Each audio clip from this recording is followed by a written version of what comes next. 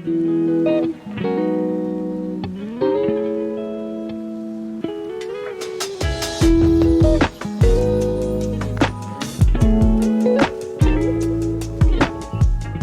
I'm Mark. And I'm Kat. And this is our tiny home in Atlanta, Georgia.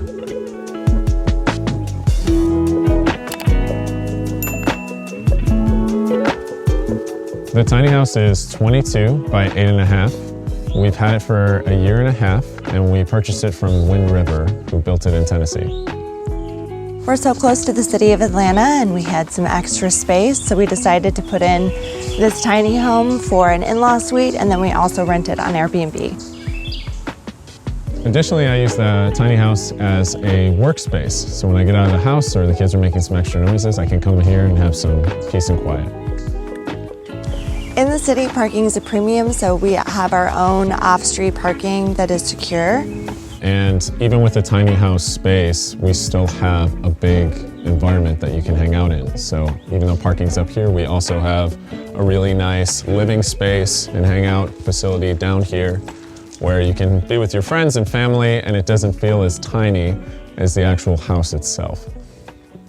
The outdoor space was just as important to us as the indoor space. So the two themes we kind of followed here was minimalism, and we followed the theme of kind of a Japanese when it comes to agriculture and the sitting space, especially with this being dropped down, so all about conversation, but also wanted to keep that Scandinavian modern raw wood aspect to the exterior. What you'll see as well is this is a tiny house on wheels, but we don't want you to feel like you're looking at the chassis or the wheels of the tiny house. So I built out these skirts, and you can see here what we've done is added 3 center boxes, and going in line with that aesthetic, kept it that raw wood, naturally aging, and then added some flowers to make sure that there's some life throughout the season. But we also find that it creates a nice environment when you're sitting here in the space. Well, now that we've looked at the outside, let's check out the inside. Come on in with me.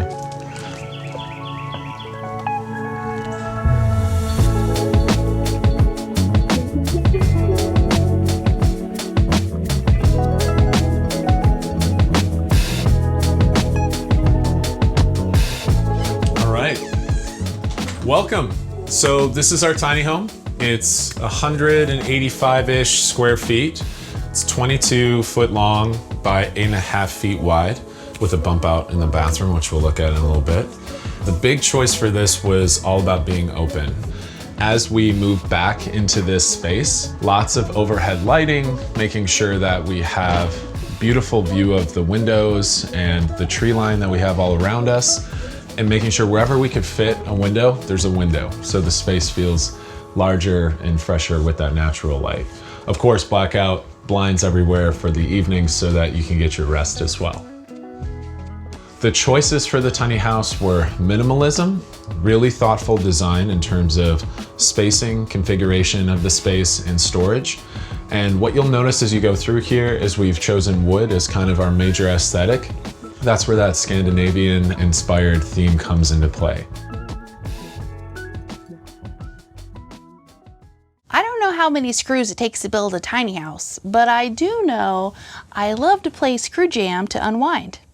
Screw Jam is a challenging puzzle game where you remove and match screws to progress through levels, testing your problem-solving and strategic thinking skills. It's easy to learn, but keeps you on your toes because each level gets harder and harder. Along the way, discover new strategies to solve levels. Then, build the city with the screws you collect, which is oddly satisfying. It teases my brain with its engaging blend of puzzle solving and strategy. Ooh, tingly. I love that I can easily play on the go because no Wi-Fi is needed. Even better, download the game for free. I think it's super fun to play. Don't take my word for it. It's got a 4.7 rating in the App Store. So if you're seeking satisfying challenges and brain-teasing fun, download Screw Jam today. Use our link in the description below or scan the QR code on the screen and get 3 hours infinite life and 100 coins. If we move back a little bit further, what we have here is a king-size bed with under storage. So high windows, once again, that opens up. We have remote control blinds to make sure that our guests don't have to stand up on the bed or stand up on high areas to adjust those. But what you'll notice about the bed is that this is a big space and it's very approachable. So we've embedded here in the bottom left a set of steps that you can easily walk up into the bed and then get into the bed area very simply, not have to worry about bumping into your partner.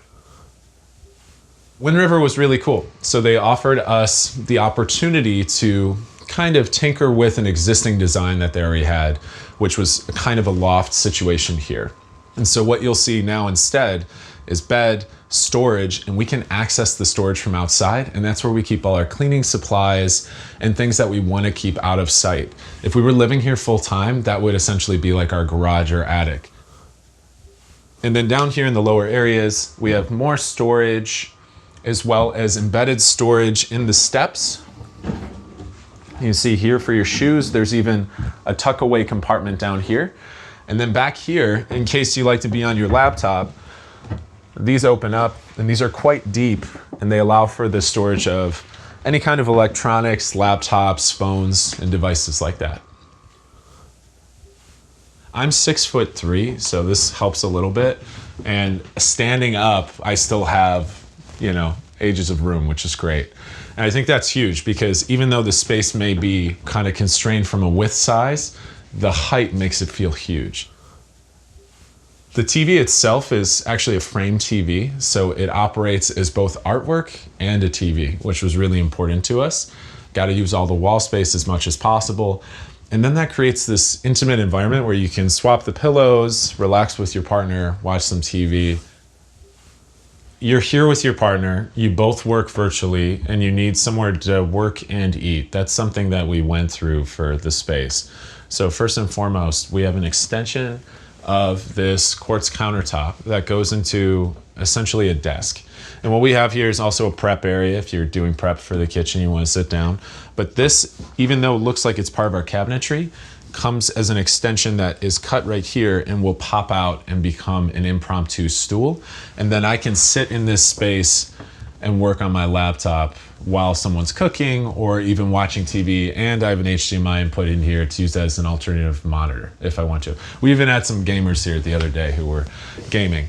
But additionally, we have a space here that pops up, and using the step right here, the actual ladder that we have over there, and 2 seats, you can sit 4 people comfortably, open up a window, and have a nice morning breakfast or an evening dinner, enjoying the cross breeze in the space.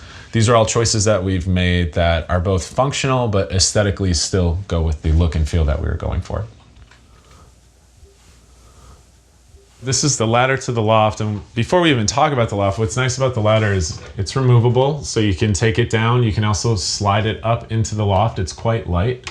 What we have is access to a quite large loft. Though the ceiling is a little low because you're so high up, you have a queen bed and a view of Atlanta from the top. You can see a little hint of the skyline.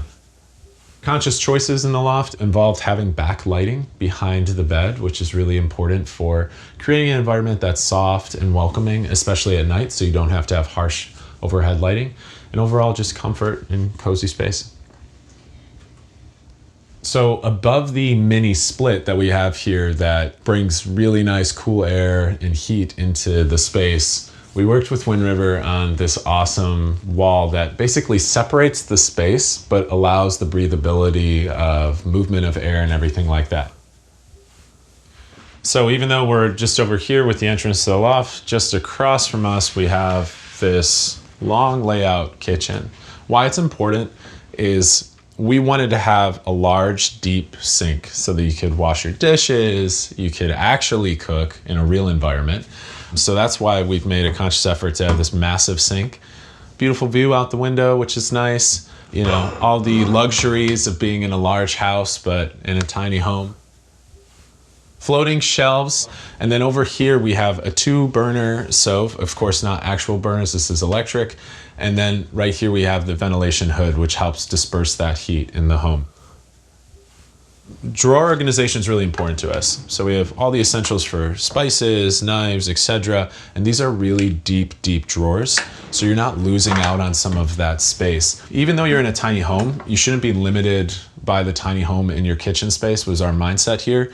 So every single choice we've made has really been to equip the guests with all that flexibility. And the nice to have is, of course, we also have a hidden microwave, because no one wants to look at a microwave, but everybody wants to use one.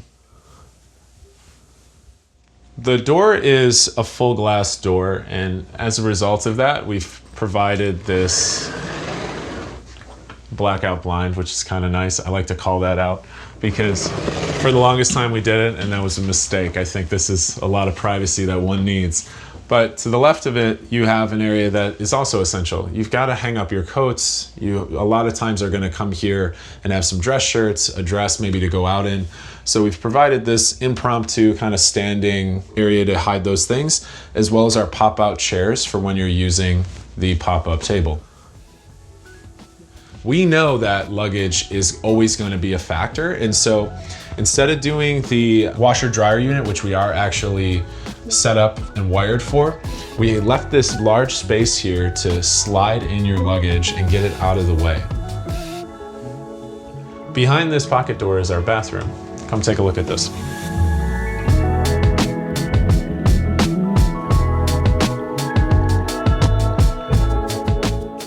This is the shower to start. It's a full-size shower.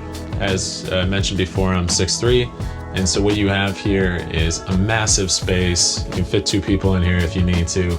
There's actually a detachable head and everything like that, but we also have this pop-in here, which provides you with everything you need in the form of a tray, your towels, and it's tucked away to the side, which was really important for us because the cabinet and counter space is a luxury. Why not have something popped out? With Wind River, this is an option. So right here, the tiny house would stop. But because we wanted to access this space even more, doing a bump out over the hitch really adds to the usability of the bathroom. And that's why we made that choice. We have a large basin for washing up and a pocket lighting over here. So you can turn off all the lights, keep the pocket lighting on in the evening so you don't trip when you have to go to the bathroom. And over here, we've positioned a window for that extra ventilation of the shower space as well.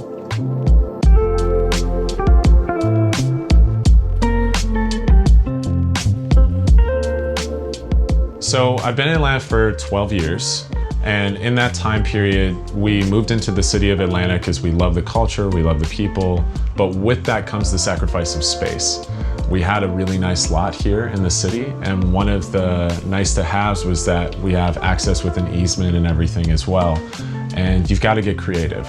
We knew that we had a couple kids on the way and we need to expand our space. Instead of adding to the house, we started looking at other options, and that's where the tiny house came into play. We went to Wind River, and Wind River had these amazing prefab tiny houses, but still allowed that personal touch. And that's the beginning of what is now Tiny Home ATL. My wife's parents, when they come over to help with the kids, or my parents live up in New York, in Buffalo, go Bills, they come down here and they spend, the weekend, the week. They can work in here, like my father can still work in here, my mother can come into the house if she needs to, our property's nearby, and that's really, really helpful. The feedback that I've gotten from my parents and my wife's parents is very positive, so they're pretty open-minded to this. I think, sometimes people are apprehensive when they hear about a tiny house. They don't really know what to make of it, or if they're not in the community or online looking at it, they're wondering what the heck is that? But once they come inside, they realize that this is actually a big space for a tiny house. And it's sometimes, and I think this is what we get from our guests, it's nicer than a hotel because it feels like a home. Wind River prices these really affordably. I think at the time, a year and a half ago, 2 years ago when we started our build, they start around $89,000. But quickly, once you start adding your countertops, your special touches, you end up a little north of $100,000, maybe $110,000. And that's about what it cost us to produce, ship, and plug in this tiny house. After that, if you're not thinking about it, you've got the land prep and then electrical, water, etc. And then of course you want an awesome outdoor space because you want to bring people in, but also take them back outside. In that process, that's when we decided an Airbnb is a great idea to pay it off over time. And the goal here is in about 5 years, 6 years, we can have the tiny house pay for itself by just part-time hosting guests in the Airbnb. We never want to get rid of this property. So we love Atlanta. We love how close we are to the airport, the city. People come here for events. So for us, this is like a lifelong kind of property, tiny home. We've always said to ourselves that if anything goes wrong, we can take it with us. And I think that's the beauty of the investment as well. It's on wheels, but right now its permanent home and for the foreseeable future is right here in Edgewood, Atlanta.